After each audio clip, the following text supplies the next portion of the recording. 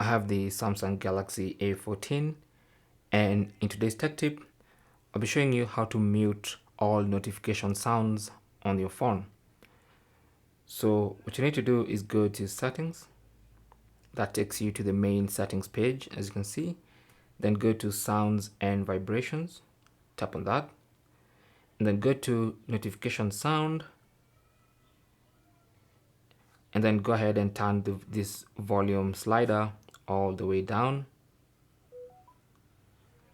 And once you do that, that's going to cancel the sound icon, and that's going to mute all the notifications on your Galaxy A14. Even though your phone will still vibrate when you get a notification, all notifications will not make any sound. Okay, you'll just feel a vibration when you have a notification. And that's basically how to mute all notifications on your Galaxy A14. Thanks for watching, and good luck.